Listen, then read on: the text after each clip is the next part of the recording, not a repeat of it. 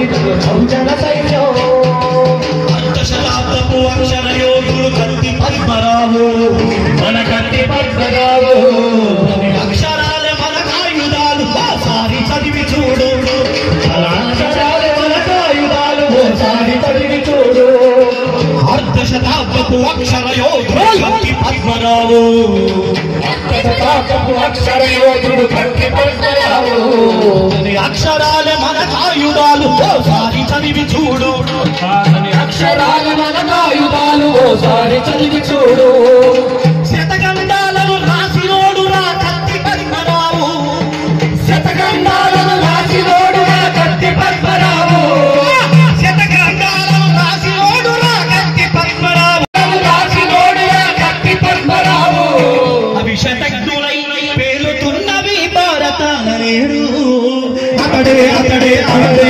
సామాజిక ఉద్యమ సమరం తన వెంట సాగుతున్నదిగో బహుజన సైన్యం అతడే అతడే అతడే సామాజిక ఉద్యమ సమరం తన వెంట సాగుతున్నదిగో దళిత బహుజన సైన్యం దళిత బహుజన సైన్యం దళిత బహుజన సైన్యం జై జై జై జై భీమ్ జై జై జై జై జై భీమ్ జై జై జై జై భీమ్ జై జై జై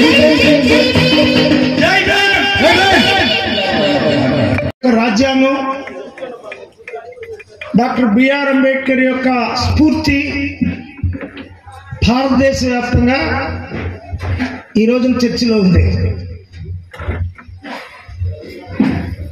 2024 ఎలక్షన్స్ ముందు హిందూ మతోన్మాదం భయపెడుతున్న సందర్భంగా ప్రతిపక్షాలన్నీ కూడా డాక్టర్ బిఆర్ అంబేద్కర్ రచించిన రాజ్యాంగాన్ని చేతబోనాల్సిన పరిస్థితి భారతదేశంలో తీసుకొచ్చింది దళిత ఉద్యమం. మొట్టమొదటిసారిగా భారత రాజ్యాంగమే భారతదేశానికి గీటురాయి, భారత రాజ్యాంగమే భారతదేశం యొక్క దిక్సూచి, భారత రాజ్యాంగమే భారతదేశ పునర్నిర్మాణానికి ఒక పెద్ద భవంతి, భారత రాజ్యాంగమే నూతన సామాజిక విప్లవానికి అది పునాది. భారత రాజ్యాంగమే ఈ దేశంలో హిందూ మతోన్మాదానికి ప్రత్యామ్నాయ సంస్కృతి నిర్మాణ బోధన అని రాహుల్ గాంధీ దగ్గర నుండి, చిదంబరం దగ్గర నుండి, మమతా బెనర్జీ దగ్గర నుండి, అభిషేక్ యాదవ్ దగ్గర నుండి అందరూ హిందూ మతోన్మాదానికి వ్యతిరేకంగా నినదించే స్థాయి వచ్చి పార్లమెంట్లో భారత రాజ్యాంగాన్ని ప్రతిపక్ష నాయకులు ఎత్తి చూపి దగ్గర దగ్గర 400 సీట్లు వస్తాయన్న బీజేపీని తగ్గించి 240కి కుదించిన ఘనత డాక్టర్ బిఆర్ అంబేద్కర్ యొక్క ఆలోచనలు స్వీకరించడం వల్లే భారతదేశానికి స్వాతంత్రం వచ్చే రోజున భారతదేశానికి స్వాతంత్ర్య ప్రతినిధిగా ఉన్నటువంటి గాంధీ, నెహ్రూ, తిలక్, పటేలు వీరందరూ కూడా హిందూ ఉదారవాదులు. వీళ్ళ కుల నిర్మూలన ఇష్టం లేదు, వర్ణ నిర్మూలన ఇష్టం లేదు అని చెప్పి అంబేద్కర్ బోధించి భారతదేశాన్ని పునర్నిర్మించాలంటే కుల నిర్మూలన ఒక్కటే మార్గం అని కార్ల్ మార్క్స్ మేనిఫెస్టో రాసిన పద్ధతిలో ఆయన కూడా భారతదేశ పునర్నిర్మాణానికి కుల నిర్మూలన అనే డాక్యుమెంట్ని ఆయన భారతదేశానికి ఇవ్వటం జరిగింది. ఈ కుల నిర్మూలనలో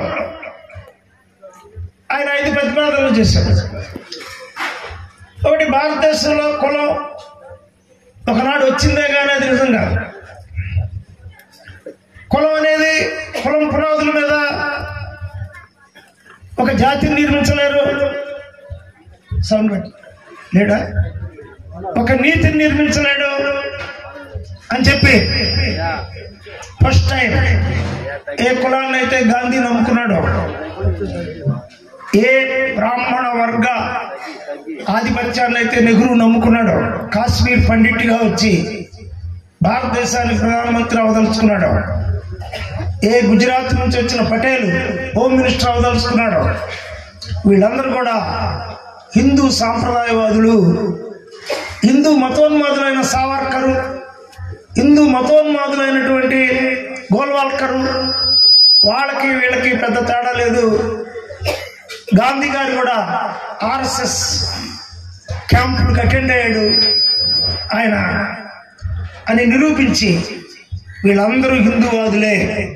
ప్రత్యామ్నాయం కావాల్సింది అంబేద్కర్ మహాత్మా ఫూలే వాదమే అని అంబేద్కర్ ఆ రోజున భారత రాజకీయాలు అది హిందూవాద, బ్రాహ్మణవాద, అగ్రవర్ణ, అగ్రకుల, అగ్రవర్గ రాజకీయాలు వాటికి ప్రత్యామ్నాయంగా దళిత, బహుజన, మైనార్టీల రాజకీయాలు కావాలి అని ఫస్ట్ టైం ఆయన భారత రాజ్యాంగ ప్రతిని రిలీజ్ చేసేటప్పుడు ఈ భారత రాజ్యాంగ ప్రతి నెరవేరాలంటే వీళ్ళ చేతుల్లో నెరవేరదు, అది దళిత బహుజనులు రాజ్యాధికారానికి వచ్చినప్పుడే నెరవేరుద్దని డాక్టర్ బిఆర్ అంబేద్కర్.